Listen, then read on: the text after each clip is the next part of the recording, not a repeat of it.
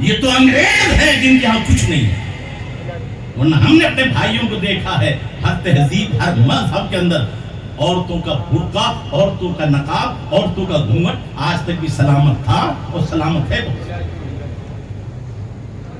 میرے بھائی آپ کو نہیں معلوم ہے میرے اور آپ سب کے آقا سرکار دو جہاں صلی اللہ علیہ وسلم نے سب سے پہلے جس پر بنیاد رکھی تھی آپ نے آخری وقت میں فرمایا علیکم الصلاۃ، تم پر صلاۃ نماز واجب ہے، ضروری ہے. اور عورتوں کا خیال رکھنا، جانوروں کا خیال رکھنا، غلاموں کا خیال رکھنا. او میرے بھائی غریب کو مت ستا ظالم، غریب رو دے گا، خدا نے سنی تو جڑ سے کھو دے گا. یہ اسلام ہے جہاں بڑے سے بڑا اپنے وقت کا بادشاہ ہوگا، کلکٹر ہوگا، کتنے بڑا عہدہ ہو، جب اللہ کے مسجد سے یہ صدا جاتی ہے تو پہلی مرتبہ اللہ کی عزت کی قسم اگر پہلا سبق ہم یاد رکھ لیں تو کبھی ظلم نہیں کریں گے کسی کو. کیوں ظلم کون کہ تو میں بڑا، میں بڑا، وہ یہ میں نا اس میں پار کر دیا. کیا ہوتا ہے اللہ اکبر پیدا ہوتے ہی اذان دو، ہر بچے کے کان میں اذان ہوتی ہے. ارے ہوتی ہے کہ نہیں ہوتی؟ لیکن ہم نے سمجھا نہیں اذان کیا ہے. پہلا جملہ ہے اللہ اکبر، اللہ بہت بڑا، نہ غلط ہے. اللہ اکبر، اللہ سب سے بڑا، اس سے بڑا کوئی. اب پہلا سبق بھٹی میں تیرے پلایا گیا، اللہ سب سے، ارے اللہ سب سے دھدا بڑا ہے کہ اللہ بڑا؟ حکومت بڑی ہے کہ اللہ بڑا؟ جب اللہ سب سے بڑا ہے تو بڑے سے ڈرنا چاہیے کہ چھوٹوں سے؟ اور بڑا کون ہے؟ تو اللہ سے ڈر، باقی کسی سے نہ ڈر. اور جب اللہ سے ڈریں گے تو جھوٹی گواہی دیں گے. ہم نے تو دیکھا چودھری صاحب ہے ظلم کر رہا ہے، اگر سچی گواہی دوں گا تو گاؤں میں نہیں رکنے دے گا. ابے اس کے سانس کے ہیں، یہ بھی تو اس کے قبضے میں ہے. تو رب سے ڈر، اور جو اللہ سے ڈرے گا تو سن لو، ڈرنا ہے تو ایک اللہ سے ڈر، مرنا ہے تو اس کی راہ نہ مر، رکھ اس کی رضا پہ اپنی نظر، پھر ساری یہ دنیا تیری. اور جو ڈرے حق سے، ہر ایک اس سے ڈرے، اس سے ہر دیو پری بھاگی پڑے. اللہ سے ڈرنا سیکھ لے، پھر دنیا کی کوئی طاقت تجھے ڈرا. ماحول ٹھیک نہیں ہے مولانا صاحب، بہت خراب چل رہا ہے. میں تھوڑا تاریخ میں لے جاتا ہوں آپ کو. اکبر بادشاہ ہے، باطل ہمیشہ طاقتور رہا ہے، حق کمزور رہا ہے. مولوی بڑے بڑے تھے، ملا مبارک ناگور کا بہت بڑا مولوی تھا. اس کے دو بیٹے ابو الفضل فیضی بہت بڑے موٹے مولوی تھے، قرآن کی تفسیر بے نقط لکھی تھی. لیکن یاد رکھو، نہ علم فائدہ دیتا ہے نہ عمل فائدہ دیتا ہے. اگر ادب ہے تو دونوں کام فائدہ دیتا ہے. ان بزرگوں نے ہمیں ادب سکھایا ہے. بزرگوں کی بارگاہ سے ادب ملتا ہے. جو جھکتا ہے نا وہ چڑھتا ہے، اور جو اکڑتا ہے وہ گرتا ہے. آپ کو نہیں معلوم طوفان آئے نا، تو طوفان آتے وقت میں بڑے بڑے پودوں کو آپ نے کھڑے دیکھا کہ گرتے دیکھا؟ گرتے دیکھا. اکڑے تھے، اکھڑ گئے، ٹوٹ گئے. لیکن چھوٹے چھوٹے پودوں کو کیا دیکھا؟ مسکراتے دیکھا. اب بتاؤ طوفان تو ایک ہے، یہ بڑے بڑے پیڑ اکھڑ کیوں گئے اور چھوٹے چھوٹے پیڑ سلامت کیوں رہے؟ جوان ملتا ہے، طوفان آیا، یہ اکڑے، جو اکڑ گئے وہ اکھڑ گئے. اور پودوں میں لچک تھی، وہ جھک گئے. جب وہ ادھر جھک گئے تو طوفان اوپر سے گزر گیا. جھکنے والوں کو طوفان نہیں مٹاتا. پلٹ کے آیا، وہ ادھر جھک گئے، طوفان گزر گیا. طوفان کے بعد بڑے بڑوں کو، اکڑنے والوں کو اکھڑتے دیکھا اور جھکنے والوں کو مسکراتے دیکھا. سبحان اللہ. قارون نکڑا تھا. قارون جس کے خزانے کی چابیاں اونٹوں پہ بڑے بڑے، وہ زمین میں دھسا دیا گیا. فرعون اکڑا تھا، 70 لاکھ فوج کے ساتھ دریا نیل میں ڈبو دیا گیا. نمرود اکڑا تھا، پوری دنیا کا بادشاہ، مچھر کی غذا بن گیا. ابراہیم علیہ السلام جھکنے والے تھے، آگ میں بچ گئے. موسیٰ علیہ السلام جھکنے والے تھے، دریا نیل میں پار ہو گئے. اسماعیل ذبیح اللہ جھکنے والے تھے، چھری کے نیچے بچ گئے. یہ ہمارے لیے ان بزرگوں کی زندگی نمونہ ہے، اور جس کو رب رکھے اسے کون چکھے. مولانا صاحب آپ کہہ کے چلے جاؤ گے، ہمیں تو لالے پڑ رہے ہیں. یہ سیٹھ جی ناراض ہو جائے تو قرض بھی نہیں ملتا. وہ میرے بھائی تو نے اپنا ایمان کہاں گنوا دیا. یہ سیٹھوں کی طاقت کیا ہے؟ تیرے ماں کا کوئی دخل نہیں، تیرا باپ کا دخل نہیں. نہ ماں کو پتا خوراک کیا ہے، نہ باپ کو پتا خوراک کیا ہے. جب تو ماں کے پیٹ میں تھا 9 مہینہ بتا کس نے کھلایا؟ ارے ماں کو تو پتا بھی نہیں ہے لڑکا ہے کہ لڑکی. ابھی دانت بھی نہیں ہے تو خوراک دے گا کیسے؟ تو پتا چلا ماں کے پیٹ میں 9 مہینہ کس نے روزی دی؟ ارے بولو کس نے دی؟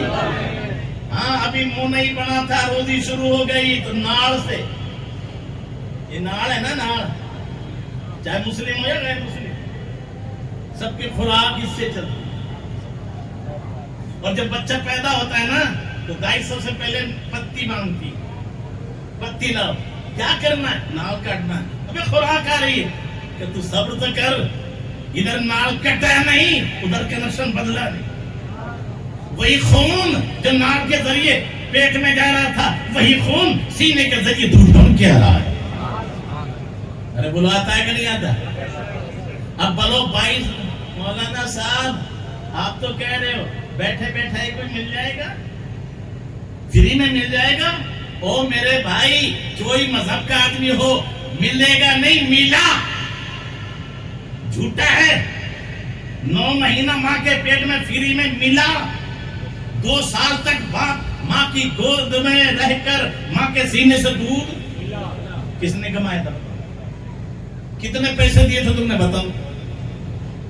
ارے بولو 2 سال تک سب کو، چاہے بادشاہ ہو، کلندر ہو، فقیر ہو، کوئی بھی کیوں نہ ہو، سب کے سب محتاج ہے. اور اس رب نے 2 سال تک سب کو فری میں دودھ دیا کہ نہیں دیا؟ اب کمال دیکھو اس کی رحمت کا. اچھا بچہ بھوک لگے تو بولتا ہے کیا؟ پھر کیسے پتا چلے ماں کو بھوکا ہے؟ یہ اس کی رحمت کو سمجھو. اللہ نے بچے کی بھوک کا تعلق ماں کی چھاتی سے کر دیا. یہ جو حساس ماں ہے نا، آپ پوچھ لینا، اگر 10 کلومیٹر دور بھی ہے اور بچے کو بھوک لگ رہی ہے، ماں کہہ دے گی میرا بیٹا بھوکا. اور تجھے کیسے پتا چلا؟ کہا کہ جب بچہ بھوک لگتی ہے، روتا ہے، تو سینے میں دودھ کا جوش آتا ہے اور چونٹیاں جیسے کاٹتے. وہ رحیم، وہ کریم جو 18,000 مخلوق کو روزی دے. ارے تو سب سے افضل ہے جو چونٹیوں کو روزی دے رہا ہے، ہاتھیوں کو روزی دے رہا ہے، شیر کو گوشت دے رہا ہے. ارے دے رہا ہے کہ نہیں دے رہا ہے؟ شیر نے کبھی گھاس کھائی ہے کیا؟ تو اس کو ماंس دے رہا ہے. ہاتھی نے کبھی ہل میں چلا ہے کیا؟ اس کو روزی مل رہی ہے. تو سب سے افضل ہے. انسان 18,000 مخلوق میں سب سے اونچا. تو جو 18,000 مخلوق کو روزی دے رہا تجھے نہیں دے گا؟ شرط یہ ہے کہ صحیح معنوں میں تیرا کام کوشش کرنا ہے. بیج بونا تیرا کام ہے، اگانا رب کا کام ہے. کوشش کرنا تیرا کام ہے، دینا. اب ہم کوشش ہی نہ کریں تو ہم رب کے نافرمان. اچھا دیکھیے، وہ ایسا قادر ہے، چلے گا تو چرے گا، ورنہ بھوکا. یہ سب جگہ نہیں ہے. جانور کو پیر دیے چلنے کے لیے، اس لیے وہ چلے گا تو چرے گا، ورنہ بھوکا۔ لیکن پیڑ کو پیر نہیں دیے، بولو پیڑ بھی چلے گا کیا؟ تو اس کی روزی کہاں سے ملے گی؟ اس کی جڑوں سے۔ قدرت نے اس کے پیر کے نیچے سے ہی اس کا سارا انتظام کر دیا۔ اب وہ کھاد دیں گے تو پیر کے نیچے سے، پانی آئے گا تو پیر کے نیچے سے۔ اس کی قدرت کاملہ پر جو آدمی سچا غور کر لے وہ زندگی بھر کبھی شکوہ شکایت نہیں کرے گا۔ ہم اپنی ذمہ داری سمجھیں۔ اب بتاؤ، اسلام میں نہیں اتحاد پسند ہے رب کے یہاں کے اختلاف؟ اچھا آپ ہم سب مل کر ہم ہیں یا میں؟ یہ ہم کا راز ہی نہیں سمجھے۔ ہم میں کتنے لفظ ہیں؟ ان اللہ والوں کی بارگاہ میں صرف صوفی صاحب رہتے تھے، ایک ہی طبقے کے لوگ رہتے تھے، سب آتے تھے، تبھی تو ہم بنے۔ ہم میں دو لفظ ہیں، ہا اور می۔ تو ہا سے کیا ہے؟ ہندو، میم سے کیا؟ مسلمان۔ دونوں مل گئے تو ہم بنے۔ کسی بھی خانقاہ میں دیکھ لو، ہم ملیں گے۔ اور آج ہم نے اس ہم کو تار تار کر دیا ہے۔ میرے بھائی، جب تک ملو گے نہیں تو پیغام پہنچاؤ گا کیسے؟ اخلاق و کردار ہی تو بڑی چیز ہے۔ میں ایک دن آپ کو چھوٹا سا ایک تاریخی پہلو میں لے جانا چاہتا ہوں۔ ان میں سے اتنا علماء بیٹھ رہے ہیں، مجھے بتا دو غریب نواز ماں نے نام رکھا تھا کیا؟ باپ نے نام رکھا تھا کیا؟ پھر غریب نواز کس نے رکھا؟ مسلم نواز کیوں نہیں کہا؟ مومن نواز کیوں نہیں کہا؟ غریب نواز کیوں کہا؟ اور یہ بھی سن لو، معین الدین بھی نہ ماں نے نام رکھا نہ باپ نے رکھا، یہ بھی نام الگ سے۔ تاریخ تو لمبی ہے، اتنا ٹائم نہیں۔ تو ماں نے جو نام رکھا وہ حسن تھا، ماں باپ نے جو نام رکھا وہ آپ کا کیا ہے؟ حسن۔ حسن سنجری، سنجر کے رہنے۔ لیکن جب پیر نے کہا جا نبی کی بارگاہ میں سلام کر، اور عثمان ہارونی نے تربیت دے کر جب آپ کو بھیجا، ہزاروں کا مجمع ہے، جا کر کہا ابھی حسن سنجری ہے، الصلاۃ والسلام علیک یا سید المرسلین، تو قبر انور سے جواب آیا وعلیک السلام یا معین الدین۔ اے دین کے مددگار، تجھے سلام ہو۔ تو نبی نے معین الدین کہا تو ماں نے جو نام رکھا وہ چھپ گیا، اور نبی نے جو نام دیا وہ چھا گیا۔ سبحان اللہ، سبحان اللہ۔ نعرہ تکبیر، نعرہ رسالت، نعرہ رسالت۔ ساری دنیا مفتی صاحب زندہ باد۔ معین الدین کے نام سے جانتی ہے، لیکن یہ تو آپ کے سمجھ میں آ گیا۔ پھر غریب نواز کہاں سے آیا؟ ارے مومنوں کے صرف ولی ہوتے تو مومن نواز ہوتے، مسلمانوں کے ہوتے تو مسلم نواز ہوتے۔ لیکن پیغام دیا وہ یہ غلط فہمی چھوڑ دو، یہاں تو امیر غریب نہیں دیکھا جاتا، یہاں دولت سے متاثر نہیں ہوا جاتا۔ وہ معین الدین جو ہمیشہ رب کی یاد میں مصروف رہے، ایک غریب غیر مسلم آیا۔ ذرا یہاں کے گورنر نے میری زمین کو کڑکی کر لی، آپ کا اگر فرمان لکھ دو تو آپ کا مرید کا بھی مرید، آپ کے مرید تھے بختیار کاکی، اس کا مرید اور خلیفہ ہے التمش بادشاہ، تو آپ اگر چٹھی لکھ دو تو میرا کام بن جائے۔ آپ نے فرمایا چلو میں چلتا ہوں۔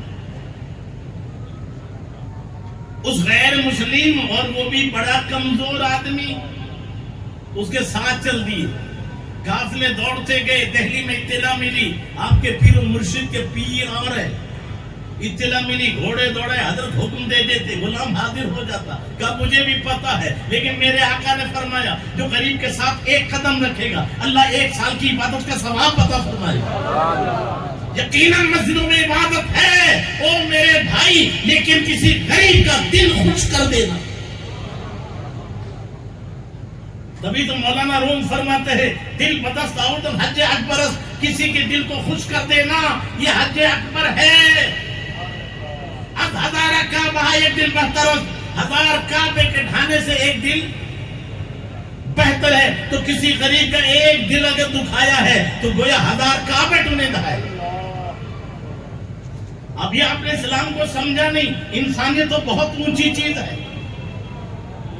میرے آقا بخاری شریف کی حدیث ہے، فرمایا لوگو میں تمہیں وہ عمل نہ بتاؤں کہ سارے گناہ معاف ہو جائے، اور وہ گناہ نہ بتاؤں کہ سارے نیک عمل برباد ہو جائے. اب ایک گناہ کی بنا پر نیکیاں برباد، اتنا بڑا گناہ ہے وہ. اور ایک نیکی ساری برائیاں برباد، تو کتنی بڑی نیکی. عرض کیا حضور ارشاد کرم فرمائیے. فرمایا ایک عورت تھی جو دین سے دور تھی، رب کو یاد نہیں کیا، گناہوں میں ملوث تھی، لیکن جاتے ہوئے دیکھا ایک کنواں کے قریب کنواں گیلی مٹی کو کتا چاٹ رہا. اسے ترس آ گیا. کسی طرح اس نے اپنے کپڑے ڈال کر کنویں کا پانی لے کر کتے کے منہ میں نچوڑ دیا. کس کے منہ میں؟ کسی سید اور پیر صاحب کے نہیں،